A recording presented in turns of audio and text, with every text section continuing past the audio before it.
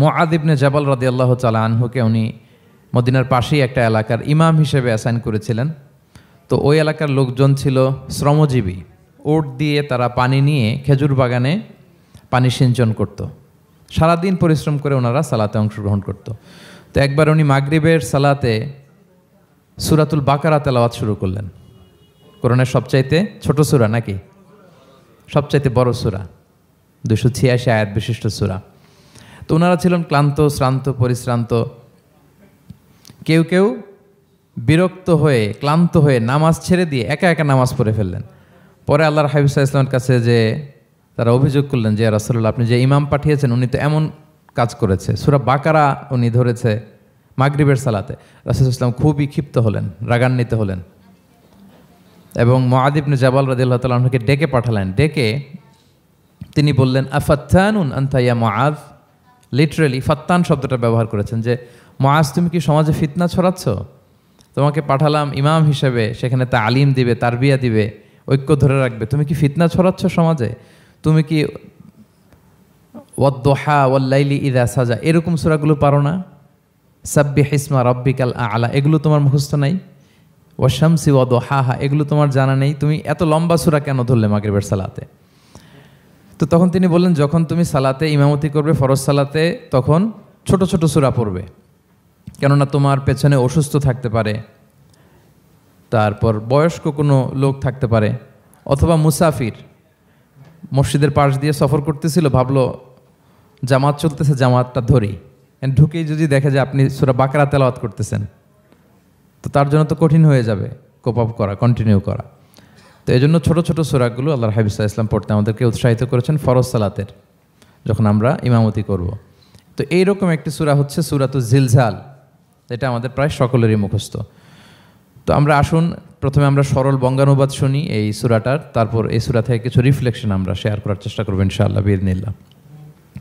আমি শুরুতে সূরাটার সরল বঙ্গানুবাদ আপনাদের সাথে শেয়ার করছি। আউযু বিল্লাহি মিনাশ শাইতানির রাজিম, বিতাড়িত শয়তান থেকে মহান আল্লাহ তাআলার কাছে পানাহ চাচ্ছি। বিসমিল্লাহির রহমানির রহিম, পরম করুণাময় অসীম দয়ালু আল্লাহ তাআলার নামে শুরু করছি। ইযা জুলজিলাতিল আরদু জিলজালাহা, যখন পৃথিবীকে ভয়ঙ্করভাবে প্রকম্পিত করা হবে। ওয়া আখরাজাতিল আরদু আসকালাহা, আর পৃথিবী তার ভেতরে থাকা সব ভারী বস্তুগুলোকে উদ্গীরণ করে দিবে, বের করে দিবে। ওয়া ক্বালাল ইনসানু মা লাহা, আর মানুষ বলবে এই পৃথিবীর কি হলো। ইয়াউমা ইযিন তুহাদ্দিসু আখবারাহা, সেদিন পৃথিবী তার সব খবর বলে দিবে। বিআন্না রাব্বাকা আওহা লাহা, কারণ তার রবই তাকে এমনটি করতে আদেশ করেছেন বা প্রত্যাদেশ দিয়েছেন। ইয়াউমা ইযিন ইয়াসদুরুন নাসু আশতাতান লিয়ারাউ আ'মালাহুম, সেদিন মানুষগুলো দলে দলে বের হবে যাতে করে তাদের আমলনামা তাদের কাছে পেশ করা যায়। ফামান ইয়া'মাল মিসকালা যাররাতিন খায়রান ইয়ারাহ, যে ব্যক্তি অনুপরিমাণ ভালো কাজ করেছে সেটা সে দেখতে পাবে। ওয়া মান ইয়া'মাল মিসকালা যাররাতিন শাররান ইয়ারাহ, আর যে ব্যক্তি অনুপরিমাণ মন্দ কাজ করেছে, কোনো খারাপ কাজ করেছে, সেটাও সেদিন দেখতে পাবে। সাদাকাল্লাহুল আযীম। এই হচ্ছে সূরাতুজ জিলজালের সংক্ষিপ্ত বঙ্গানুবাদ। এবার আসুন এই সূরা থেকে কিছু রিফ্লেকশন, কিছু তাফসির আমরা শেয়ার করি। প্রিয় ভাইয়েরা, এই সূরাটা নাজিলের একটা প্রেক্ষাপট আছে।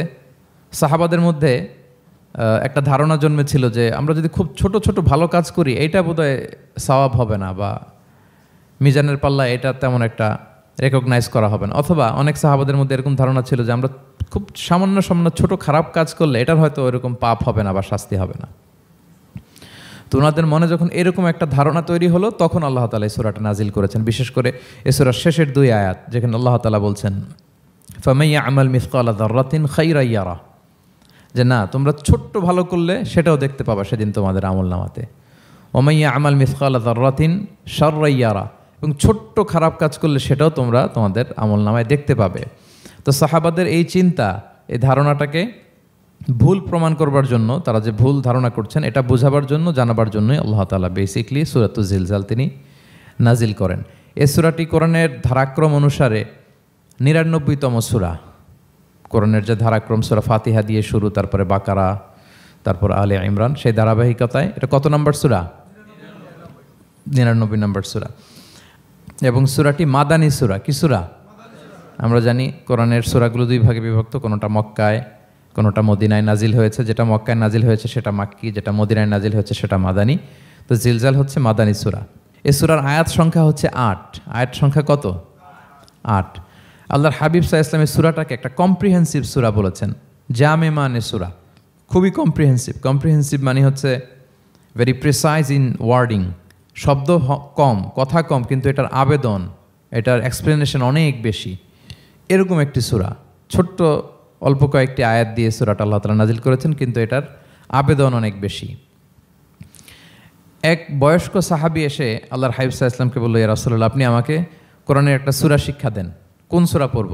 তো আল্লাহর হাবিব সাল্লাল্লাহু আলাইহি ওয়াসাল্লাম বললেন, যাওয়াতুর র, মানে আলিফ লাম র দিয়ে যে সূরাগুলো আছে এগুলো পড়ো। তো এই সাহাবী বলল, ইয়া রাসূলুল্লাহ, আমার বয়স বেশি, আমার জিহ্বা ভারী হয়ে গেছে, আমি এত বড় সূরা পারবো না, অন্য কিছু বলেন। তো আল্লাহর হাবিব সাল্লাল্লাহু আলাইহি ওয়াসাল্লাম বললেন, তাহলে যাওয়াতু হামিম, হামিম দিয়ে যে সূরাগুলো শুরু হয়েছে কোরআনের সেগুলো পড়ো। বলতেছে, ইয়া রাসূলুল্লাহ, এটাও পারবো না, আরও সহজ করে দেন। তো তখন আল্লাহর হাবিব সাল্লাল্লাহু আলাইহি ওয়াসাল্লাম বললেন, তাহলে আল মুসাব্বিহাত, মানে সাব্বাহা ইউসাব্বিহু দিয়ে যেই সূরাগুলো শুরু হয়েছে তুমি এগুলো পড়ো। ওই সাহাবী বলে, এইটাও কঠিন হয়ে যায় আমার জন্য। তখন আল্লাহর হাবিব সাল্লাল্লাহু আলাইহি ওয়াসাল্লাম বললেন যে, তাহলে কি চাও? বলতেছে, আমাকে একটা জামে মানে সূরা শিক্ষা দেন, মানে এমন একটা কম্প্রিহেন্সিভ সূরা শিক্ষা দেন যে এটা শিখলে আমার হেদায়েতের জন্য যথেষ্ট হয়ে যাবে।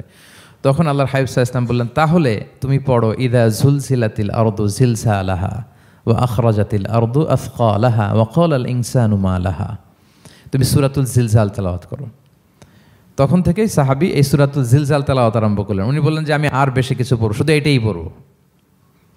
সাহাবাদের মধ্যে অনেকের এরকম খুব সহজ সরল মানসিকতা ছিল। তো উনি বললেন যে এটাই পড়ব। তো রাসূল সাল্লাল্লাহু আলাইহি ওয়াসাল্লাম বললেন যে, কোনো সফল ব্যক্তিকে যদি কেউ দেখতে চায় তাহলে এর দিকে তাকাও, দেখো কত সহজ সরল, কত চমৎকারভাবে সে এই বার্তাটা গ্রহণ করেছে যে আমি জীবনে শুধু এটাই পড়ব। তো সূরাতুল জিলজাল হচ্ছে একটা কম্প্রিহেন্সিভ সূরা, সূরাতুন জামিআ, এটা হচ্ছে সূরার একটা ফজিলত, এটা আমরা জানলাম। আবার আল্লাহর হাবিব সাল্লাল্লাহু আলাইহি ওয়াসাল্লাম সূরাকে কোরআনের অর্ধেক বলেছেন। আল্লাহর হাবিব সাল্লাল্লাহু আলাইহি ওয়াসাল্লাম ইরশাদ করেছেন, ইদা জুলজিলাতিল আরদু তা'দিলু নিসফাল কোরআন। সূরাতুল জিলজাল এটা কোরআনের অর্ধেক, কোরআনের অর্ধেক। আপনারা এরকম শুনেছেন যে সূরা ফাতিহাকে বলা হয় কোরআনের অর্ধেক, তারপর সূরাতুল ইখলাসকে বলা হয় সুলুসুল কোরআন, কোরআনের 1/3। তো এটার অর্ধেক বলার কারণ হচ্ছে, কোরআনে অর্ধেক বলা হয়েছে দুনিয়ার কথা, অর্ধেক বলা হয়েছে আখিরাতের কথা, পরজগতের কথা, লাইফ আফটার ডেথের কথা। তো যেহেতু এই সূরাটা আখিরাতকে কাভার করে, তাই সেজন্য কেমন যেন এই সূরাটা পুরো কোরআনের অর্ধেক। আল্লাহ তাআলা আমাদেরকে, আমরা যখন আল্লাহর কাছে কল্যাণ কামনা করি, আল্লাহ বলেছেন এইভাবে বলো, রব্বানা আতিনা ফিদ দুনিয়া হাসানা ওয়া ফিল আখিরাতি হাসানা ওয়া কিনা আযাবান্নার। হে আল্লাহ, আপনি দুনিয়ার কল্যাণ আমাদেরকে দান করেন, পরজগতের কল্যাণ দান করেন, আমাদেরকে আগুনের শাস্তি থেকে রক্ষা করেন। তাহলে দুনিয়া আখিরাত দুইটার কম্বিনেশনে। সো সূরা জিলজাল যেহেতু আখিরাতকে কাভার করে, তাহলে এটা কোরআনের অর্ধেক। এটা কি কোরআনের অর্ধেক? তা'দিলু নিসফাল কোরআন, সূরাতুল জিলজাল তা'দিলু নিসফাল কোরআন, এটা কোরআনের অর্ধেক। তাহলে দুইটা আমরা ফজিলত বা ভার্চু জানতে পারলাম এই সূরার। এক নম্বর হচ্ছে এটা একটা কম্প্রিহেন্সিভ সূরা, কম্প্রিহেন্সিভ সূরা। দুই নম্বর জানতে পারলাম এটা কোরআনের অর্ধেক, নিসফুল কোরআন। আচ্ছা, এবার আমরা সূরার তাফসিরে চলে যাই। আল্লাহ তাআলা ইরশাদ করছেন, ইদা জুলজিলাতিল আরদু জিলজালাহা, যখন এই পৃথিবীটাকে প্রকম্পিত করা হবে। প্রিয় ভাইরা, বেসিকলি এই 8 আয়াত বিশিষ্ট সূরাটার মধ্যে আমরা দুইটা ভাগ করতে পারি। প্রথম 5 আয়াতে আল্লাহ তাআলা কিয়ামতের বিভীষিকাময় পরিস্থিতির একটা চিত্রায়ন এখানে এনেছেন, পিকচারাইজ করেছেন যে কিয়ামতের যে সময়টা হবে এটা কেমন হবে, এটা আল্লাহ তাআলা চিত্রায়িত করেছেন। সূরাকে মনোযোগ দিয়ে যদি আপনি পড়েন, অনুধাবন করেন, মনে হবে যে কিয়ামতের চিত্রটা আপনার চোখের সামনে ভেসে উঠেছে। তো 8 আয়াত বিশিষ্ট এই সূরার প্রথম 5 আয়াতে আল্লাহ তাআলা তিনি কিয়ামতের বিভীষিকাময় পরিস্থিতির একটা বর্ণনা হাজির করেছেন। এরপর শেষের 3 আয়াতে কেমন করে আমাদের আমল নামা পেশ করা হবে, আমরা যা করি ভালো কিংবা মন্দ, এটাকে লিখে রাখা হয়, এটাকে রেকর্ড করে রাখা হয়। ওই আমল নামাটা আবার একদিন আমাদের হাতে পেশ করা হবে। ওই সময়টা কেমন হবে, ওই দৃশ্যটা কেমন হবে, এটা আল্লাহ তাআলা বলেছেন। আই রিপিট, আমি আবারও বলি, সূরার আয়াত সংখ্যা কত?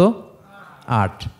তো প্রথম 5 আয়াতে আল্লাহ তাআলা কিয়ামতের বিভীষিকাময় পরিস্থিতির বর্ণনা দিয়েছেন, আর শেষের 3 আয়াতে আমাদেরকে যে আমাদের আমল নামা পেশ করা হবে তার একটা চিত্র তুলে ধরেছেন। এবার মোটামুটি সহজ হয়ে আসছে না ব্যাপারটা? আচ্ছা।